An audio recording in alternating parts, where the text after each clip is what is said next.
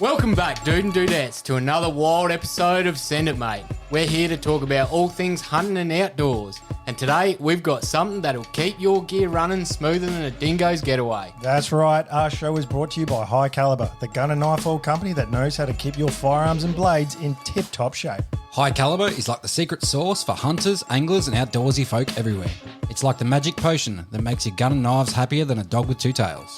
You know, guys, I've been using High Caliber oil for a while now, and let me tell you, it's the duck's nuts. My rifle practically sings a lullaby when I take it out hunting. And speaking of lullabies, ever tried sneaking up on a deer with a squeaky gun? It's a prime way to end up with no venison in the freezer. You'll be hungrier than a vegan at a bacon festival. Absolutely. But with High Caliber oil, your gun will be quieter than a ninja in moonlight. You'll be stalking your prey with the grace and stealth of a mountain lion. High Caliber doesn't just keep things quiet, it also prevents rust and corrosion, so you won't find your gear looking like it spent a season at the bottom of a creek. That's right, and for you knife enthusiasts out there, High Caliber has got you covered too. Your trusty blade will slice through anything smoother than butter on a hot biscuit. So, folks, don't let your gear become a rusty, squeaky mess. Head on over to highcaliber.com.au and grab a bottle of their oil today. And if you use the code SENDITMATE at checkout, you'll get a special discount. I say again, use the code SENDITMATE for all your oil slick, stealthy hunting needs. Thanks to High Caliber, you'll be sending it in style and silence. So, gear up, oil up, and send it, mate. High Caliber, the ultimate oil for the ultimate hunter.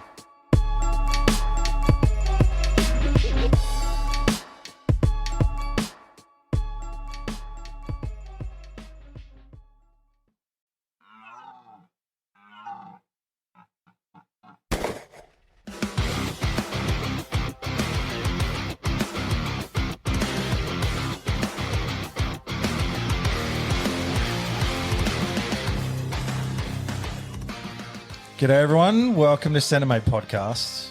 We have a special edition episode for you today with an expert. We do. The guru of cleaning products. He is. We have Ross from High Caliber Cleaning Supplies. G'day Ross. Hey, mate. G'day guys, and thanks for having me on board, and hopefully we can get some great advice to your listeners on caring for your guns. That's the plan. That is the plan, and we've entitled this episode Looking After Your Bang Stick. So we're going to talk all about looking after your bang stick with an expert in the field. We've got Ross from High Caliber Cleaning Supplies, as I mentioned. Ross, tell people a little bit about yourself and your company that you run. Yeah, cool. Thanks, guys. I've been a hunter and shooter since about the age of 16. So know a thing or two about keeping guns clean, and I also am the owner of High Caliber Cleaning Supplies. We manufacture premium quality rifle and pistol and everything else cleaning equipment, tools, gun cleaners, oils, and all the rest of it to keep your bang stick in top order. Exactly. And for those keen listeners at home, they will know that we have a good relationship with High Caliber, and they support us and we support them. So it's a good two-way deal. We love it. It is, and very grateful for your support and your listeners' support too. Wouldn't be able to do this without them. Very true. Very true. Well, what say we roll into some questions? Let's pick your brain. Rossi, the first one. What is the basic equipment required to clean and maintain a firearm? Okay, so I'll start with what I think's really the bare minimum, and then some additional extras which I like to use. Probably number one, I think probably the most important thing you're going to need is you're going to need your rod. One piece is definitely preferred, but 3 pieces are something that's good to have in your arsenal as well, because you can just use the butt piece as a little cleaning brush to get into some of those hard to reach places, especially when cleaning the inside of a bolt out. Number 2 is your cotton patches, whether you buy them as in a bulk roll and you cut them yourself, or you buy them pre-cut. They're cheap as chips, definitely something you need. Secondly is a good ball cleaner, and then thirdly is a gun oil, and then just little bits and pieces like cotton buds, toothbrush, everything like that. And I think that is enough to keep a firearm good forever. You shouldn't really need, you don't need to overcomplicate it too much. If you're in a hunting scenario where you might be taking 5 animals a year, maybe taking 6 or 7 shots, I think that is probably adequate for what you need. A couple of things I think that are great additions to make that process easier One is a good gun vise or gun bench, maybe even a tripod that you can put on the front of that rifle just to hold it in the right spot. And I think with those small amounts of gear, that's the bare essentials that you need. So just with the rod, why one piece preferred over a 3-piece or 4-piece?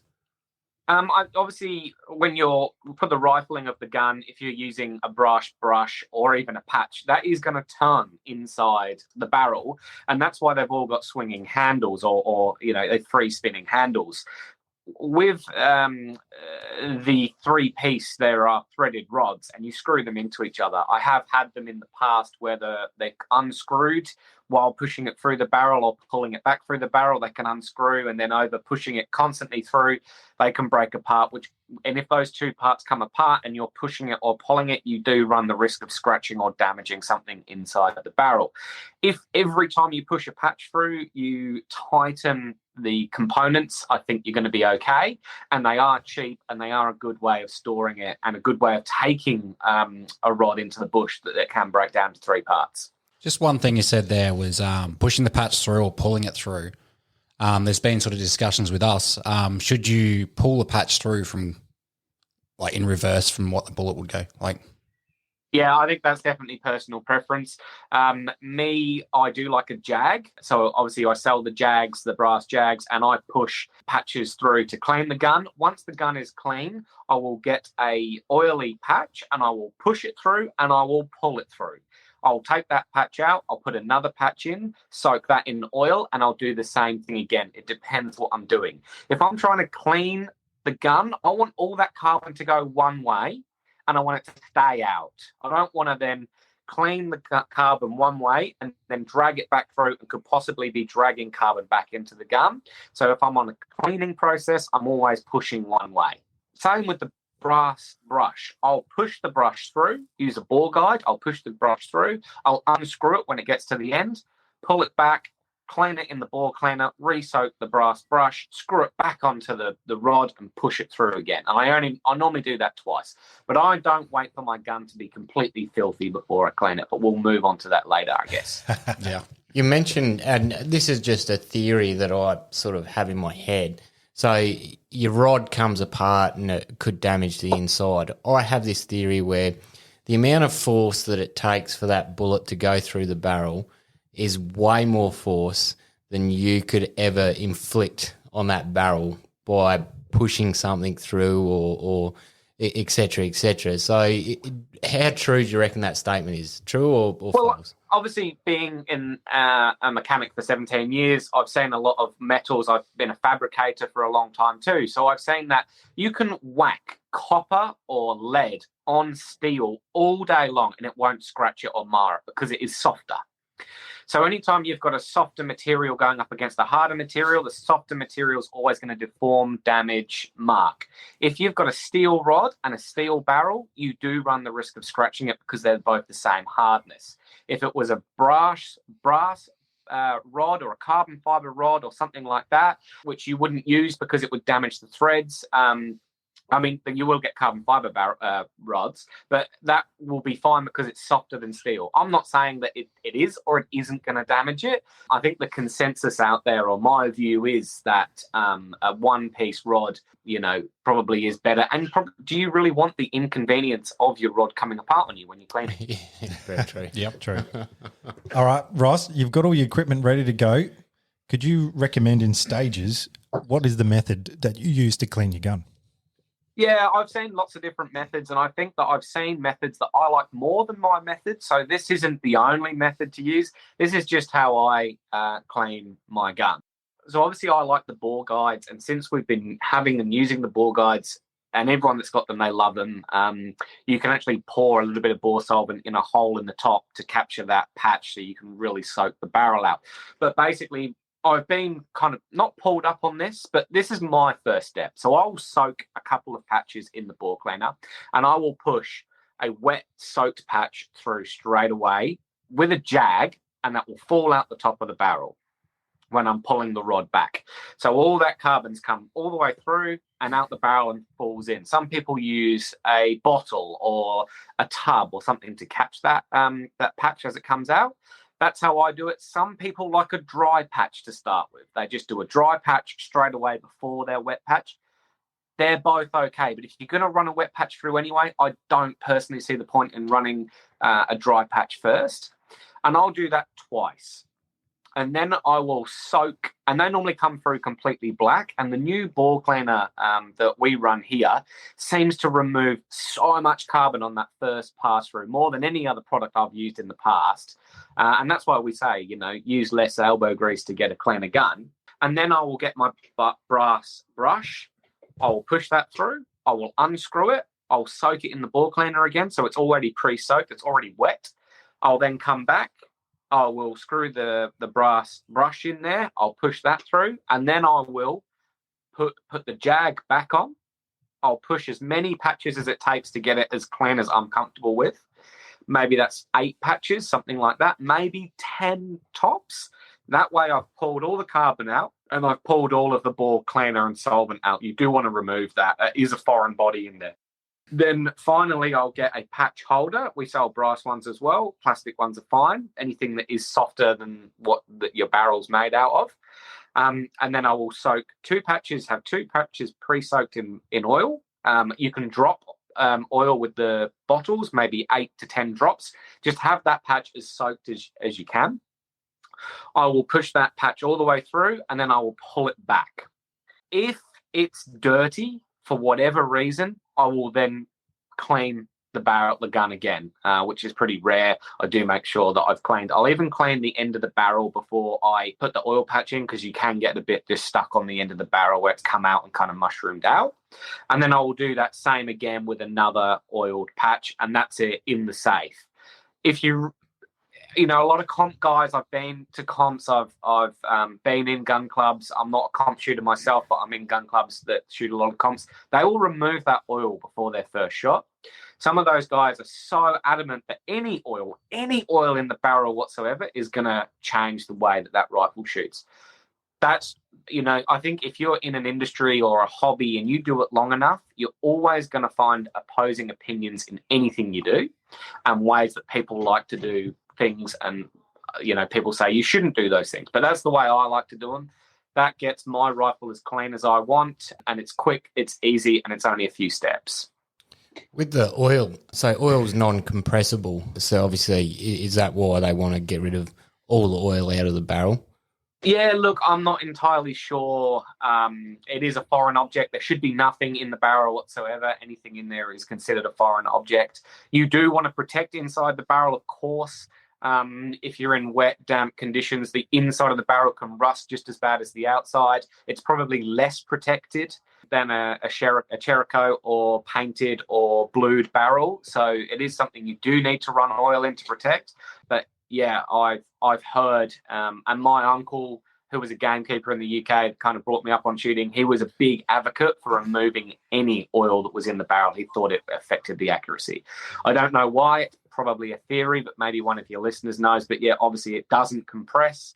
It is a foreign object, and it could do something with the barrel. Ross, you talked about the gunk sort of mushrooming out the end of your barrel.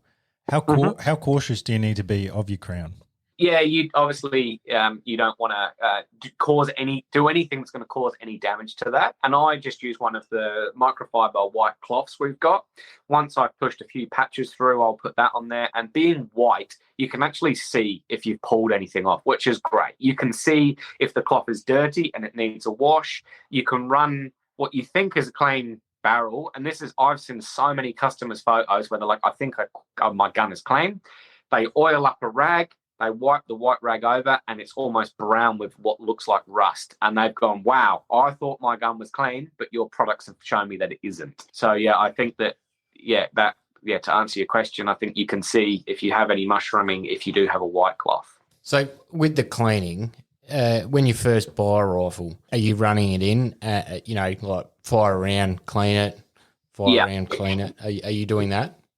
Yeah, I am. I do that with all my rifles. I follow the procedure in the manual. So what it might be, clean the gun thoroughly to begin with. And, you're the only person I've ever heard on a podcast talk about packing grease. Mhm. There's a lot of YouTube videos, especially with Tikkas. When you strip the bolt down, that spring, the main spring, which is which holds the firing pin, they are covered in packing grease, and you should remove that and oil the bolt. Have you found that, Josh?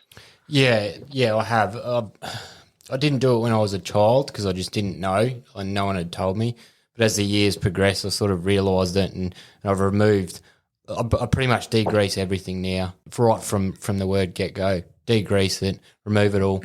I am unsure what to use on the firing spring afterwards. At the moment, I just put your oil on it. I don't know whether you should put grease back on it or not, or a sort of thicker or thick lubricant. I don't know. I think because of obviously, most people out there know the secret of our oil, and a lot of people say, "Oh, well, that's overkill to use a base oil that's such a high quality."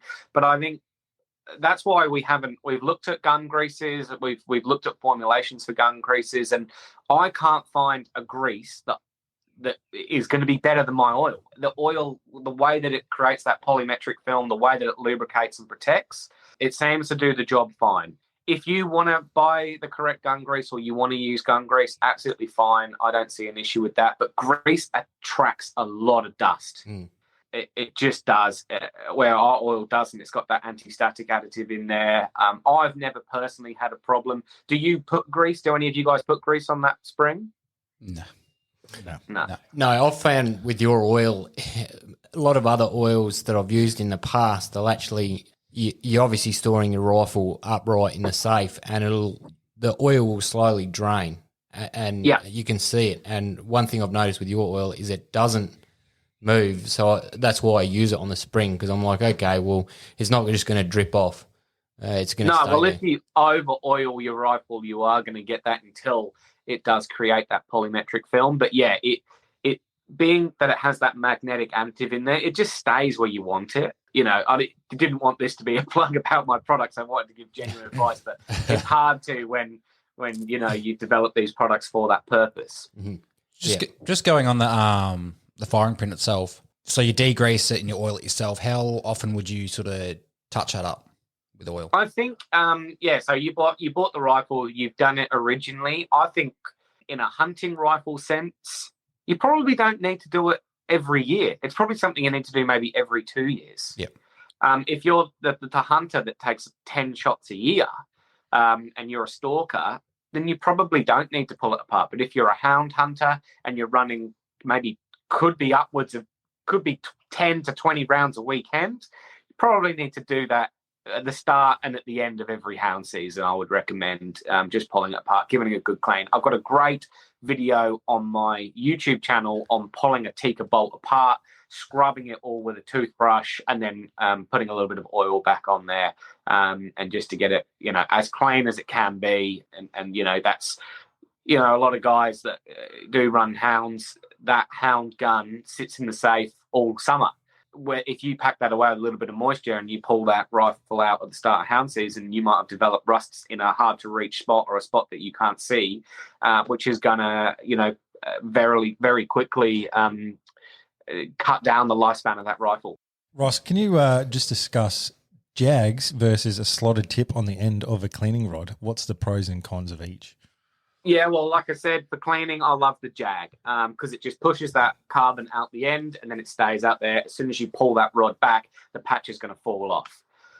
So I love that for the cleaning process. But when I'm oiling the inside of the barrel, I personally like the patch holder. I think it does a much better job at oiling than a Jag does.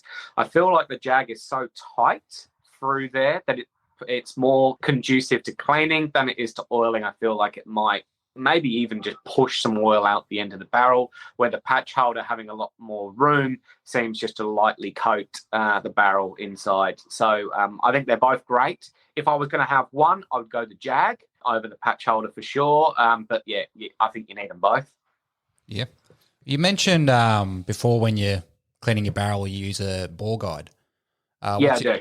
What's your opinion on bore guides and why? I think it just protects the action, protects the mag well, protects the face of the action there. It also just makes the job easier for you. You just put the patch in the bore guide, run it through. You don't have to funnel around inside and try and find the hole. We all have trouble finding the hole sometimes. So yeah, it just makes that job a lot easier. Plus, it's got that O-ring seal in there, so any oil or bore cleaner that you might have been too excessive with isn't going to run down into the mag well, into the action, into the bolt. It's going to keep it much cleaner, and it's going to give you a much easier time. You're talking about oils and things running back into the mag well and things. How do you clean your chamber? I just get, like, going back to the 3-piece rod, I like just the end section or the butt section with the handle, put a patch holder in there, and I can clean inside that action. I can clean inside a bolt once I pull the bolt apart, and I just use that first, 12-inch section, 12 to 15-inch section, and that just gives me more control over that. That's probably something that doesn't need to be cleaned as much as your barrel, so that might be a once a year, once every 6 month kind of thing as well. Is that where the Q-tips come in a bit handy? Yeah, absolutely. Cotton buds are fantastic for that. I guess that the half or your third of your rod kind of acts like a bigger Q-tip, I guess. But yeah, you could get in there with them. I find them a little bit small, a little bit fiddly. They tend to break when you put too much pressure on them. So yeah, I do like the third section of a rod. How do you do it, Josh? What's your go-to? Look, I haven't seen these for a while in any shop, actually, and that's a chamber brush. Yeah. I haven't seen them. I asked about them recently at a local gun shop, and it was like voodoo magic or something. It's like, oh, okay. But I used to, in the army, I kind of nicked one, a little chamber brush, and I used to use that until that, just became too dirty and worn down, so I threw it away. But and I haven't found one since. So yeah, it's Q-tips. I've used toothpicks with a little bit of patch on it before, just if you're getting a little bit anal about seeing some of the carbon that builds up. But other than that, it's the same sort of principle.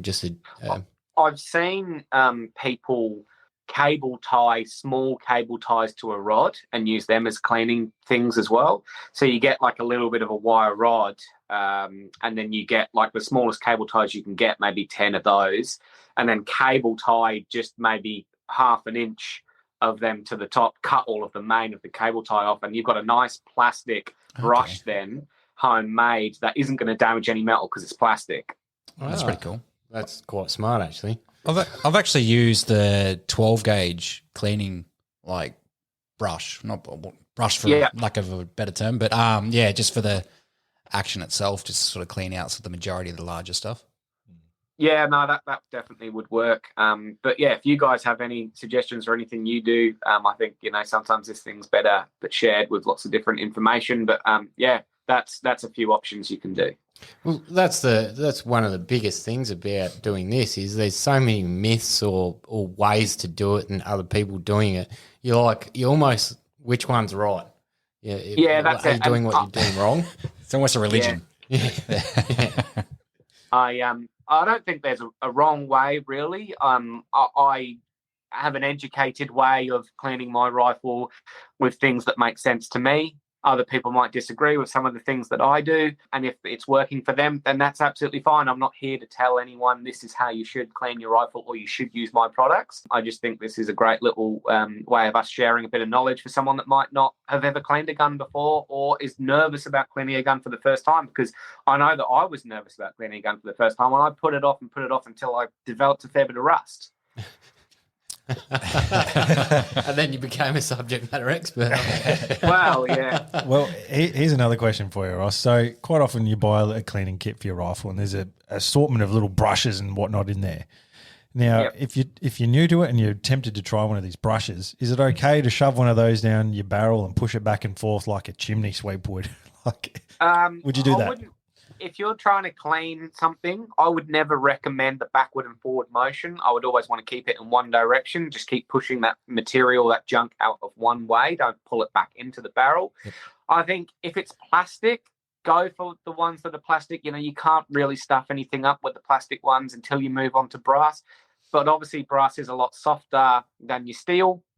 and that is safe to use too. And the reason is because it's softer, it doesn't mark or damage. So brass is really good. They don't break, they don't bend. I'm a big fan of brass, and I understand metals and how that works. So I feel very confident in that. The brass brush that's twisted in the steel metal, that's something I would maybe steer away from if you're not that accurate with the rod, or you don't have a bore guide to make sure that's going through perfectly straight. Obviously, if that is steel that the brass has been twisted in and you get that at the wrong angle, you could run the risk of scratching your barrel. See, that makes me nervous because I run my brush back and forth. I don't know how many times you've gone to put the brush in and it's like you missed the ball.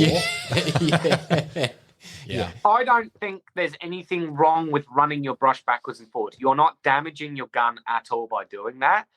Personally, for me, I just want to push that carbon one way. And if you've pushed that carbon out the front and you've got a dirty brush and you're not going to clean that in bore cleaner and you're just going to drag that back through, well, all of that carbon you've just cleaned out, you're pulling back into the barrel. That's my theory on it. It's not been proven, but that's why I only push one way for the cleaning process. Sometimes muscle memory kicks in and you're just used to stroking things back and forth, I think. Yeah, that's it. Too many years of it. There's something that you brought up. So your brush is dirty and you're putting it in your solvent before you run it through the barrel. What do you do to your brush after you finish cleaning? Do you run it through terps or methyl or anything like that to clean the brush itself? No, my bore cleaner does a really good job. So I've got a little tub, like a little jam jar basically, and I make a mixture of that bore cleaner up, fairly strong if I need it to be, and I will just clean it in that, just like I'm cleaning a paintbrush or something in mineral terps or paint thinners or whatever. So I will have that in there. So I'm starting the cleaning process. I've mixed up my bore cleaner. I've got a patch in there at least, and I've got my brush in there soaking. I've pushed the brush through, I've unscrewed it, the brush goes back in the bore cleaner, I've cleaned the brush, I've screwed that back on the rod, I've pushed that through again for the second time. I then pull that brush off, clean it in that bore cleaner. The bigger chunks are gonna go to the bottom, and then I will kind of stick to, if it's dirty, I'll pour it away and make a fresh batch to do my patches. But normally by the time I've pushed that second brush through, I'm done with the bore cleaner and I'm just into clean patches. Very good. So just on bore cleaners, are ammonia-based products bad for your rifle? I think they're bad for us. Breathing that stuff in, you probably don't want to be dealing with that too much. I think with any of these really harsh cleaning products, we used to use a lot of ammonia to clean heads and stuff in the motor industry. And if you left that stuff on too long, it would eat into the metal. I don't personally use ammonia-based product in gun cleaning. I'm not an industrial chemist. I think it's very alkali based, but I'm not entirely sure. And yeah, I've stayed clear of it, and I don't have any issues getting the bores clean with what we use here at High Caliber. That actually brings up something you mentioned before. You pre-make in a jam jar your diluted solution. Could you pre-make it up? Say if you're going on a trip for a month or so and you're taking your rifle, is it okay to pre-make your cleaning solution up, put it in the jar and take it with you and store it like that for a month or two? Yeah, absolutely. And, my bore cleaner is not different it's very different to other companies, but the main idea of it isn't. A lot of other companies will water their bore cleaner down before they sell it to you. Mm-hmm. So instead of you buying water from me or just buying the bore cleaner, maybe I'm doing a lazy step and not diluting it down for you guys, but I'm giving you guys the option to mix it up. It will sit there mixed up forever. So that's the whole idea about that, really. So yeah, it's going to be fine for a long period of time to have it mixed up. So for the newbies out there, how do they know with your product what ratios to use for what? How can they find that information? It's all on the bottle. A little bit of it actually does go a long way in further testing that a lot of guys have done, cleaning brass for reloading in tumblers and ultrasonic cleaners. They absolutely love these products. They get the brass as clean as they've ever seen them. You don't need a lot in there to get it clean. If you're cleaning a rifle and you don't have time to really scrub it, mix it up as strong as you want. You can use it neat. It's not going to hurt the rifle. There's nothing in there which is going to dissolve metal. It's pH neutral, so it's not acid, it's not an alkali. It's right in the middle. You can mix it up to your heart's content or run it neat if you want to. I'm basically just saving people a lot of money by making them mix it up. So half a litre makes about 2.5 litres of ball cleaner if you want to mix it up to the maximum ratio. Bloody hell. Yeah. I think a bottle of sweet 7.62 lasted about 10 years. 2.5 litres of the stuff. That's another thing. Like people are messaging me 2 years after purchasing their first bottle of oil, and like, dude, I oil my rifle every weekend, but your stuff just goes so far. And the question I get all the time is, why don't you make 100 ml or 150 ml bottles of oil? And I'm like, look, buy a bottle of oil from me and use it for yourself, and you get a message back within a few weeks going, yeah, okay, 2 drops has covered my whole rifle. And this is going to last me a long time. So I've kind of done myself a disservice. I should have sold it in 10 ml bottles instead of 50 ml, but it does go a long way. Yeah, very nice. It is a ripper product. So for anyone who hasn't tried it yet, make sure you do that. Now, we've got a listener question. We've picked our favourite listener question from Instagram that we sent out the message to everyone. So, Couchy, what's the best listener question? Well, this listener question comes from Veteran Hunts Australia. Yep. So one thing that sort of we've talked about ourselves, for accuracy, clean between shots or not? Yeah, I think I've done a lot of I've been involved in 2-2 competition shooting.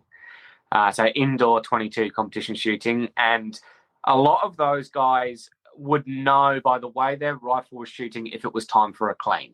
And sometimes that could be 100 shots with a 22. So I think each caliber is different. I do a lot of practice with my rifle at 1 or 2 shots cold barrel, so I know where it shoots then, and I try and keep my gun at that kind of condition. So I clean my gun, I would say, every 3 to 5 shots, and I try and keep it as clean as possible. I know that there's a lot of difference between a hot barrel and a cold barrel. The first shot's always going to be off. But in a hunting situation, we're not shooting our barrel and then going hunting, Yeah. You're always going to be shooting that first shot that counts on a cold barrel. So I think that a clean, and if I'm, long ranging or something like that, or stalking, I will just run a clean patch through the gun before I go, just to remove any excess oil. I'm not removing it all. There's still oil in there, but if I've over oiled it, I've removed most of it. So there definitely is something in that question. It is different between a dirty rifle, a clean rifle, a warm rifle, a cold rifle.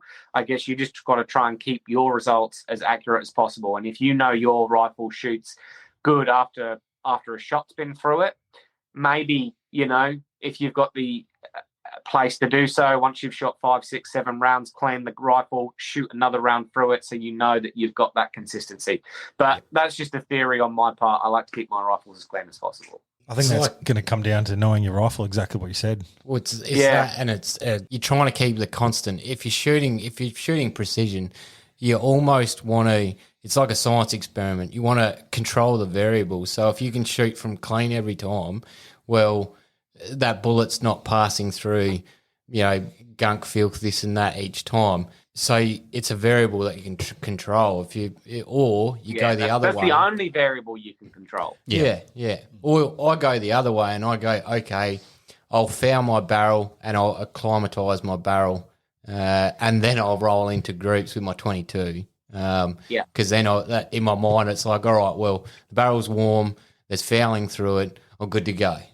Even though the fouling can change, obviously, through a microscope or something, but the theory's there. It's like, okay, well, each bullet is pushing through that fouling that's being relayed by the last shot. Yeah, I think that I'm probably not the best person to answer that question. I think that, like a long-range competition dude or guy that's at the club every weekend, he would know more about that than I would, for sure. I'm not going to claim to be an expert there, but if there is a variable that I can control, then that is the cleanliness of the rifle, and I just like a clean gun. Yeah. Yeah. Makes perfect sense. All right, well, Ross, we've got to say a big thank you for this little special episode, and hopefully people got some tips and tricks off of you. Yep. What's new? What's coming up for High Caliber? Well, we just released those jumbo cleaning cloths. So the same as the cloths that you come to love, but just 4 times bigger. So you're going to get a bit more life out of it. You're going to last longer between cleans.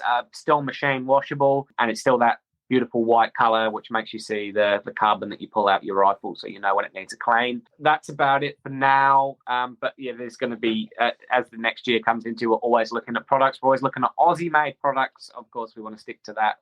Down that road, and that's where we're going to look at. But if any of your listeners do have questions, they can reach out to me directly on Instagram or on our website, email me, and they can ask as many questions as they want. If they think one of our products can suit them, we can definitely help them, steer them in the right direction. Beautiful. And what is that website? So it's highcaliber.com.au. Thank you very much, Rossi. That's awesome. Yeah, big thank you to Ross. So, yeah, for our listeners out there, make sure you jump on to highcaliber.com.au, check out the products from High Caliber, and make sure you purchase some as well. It's great quality gear. We all love it. And Ross is a pretty cool dude as well. And he'll answer a question here and there too. Yeah. All right, well, we'll wrap it up there. Thanks, Ross. Cheers, Ross. Thank you. Thanks, Bye. buddy. Easy one. Thanks, guys. Catch you soon. We'll see you next time. Gotcha.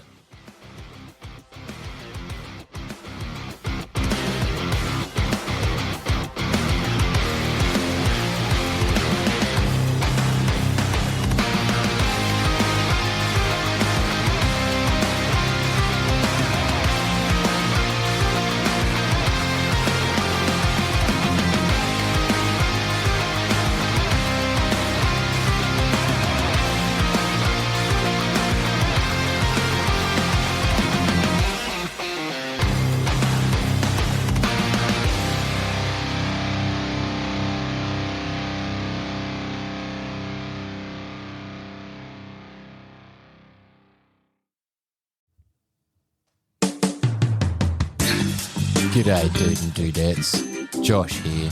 Do you find it hard to keep your long, hard barrels free from gun STDs? Maybe you need a clean out of your bore. If this is you, jump on over to highcaliber.com.au and use the promo code SENDITMATE to receive a 10% discount on all your gun cleaning needs. And remember, it's sexy to support Australian-made products. Everyone here at Send It Mate uses High Caliber, and we can promise you that it'll keep your firearms free from those pesky gun STDs.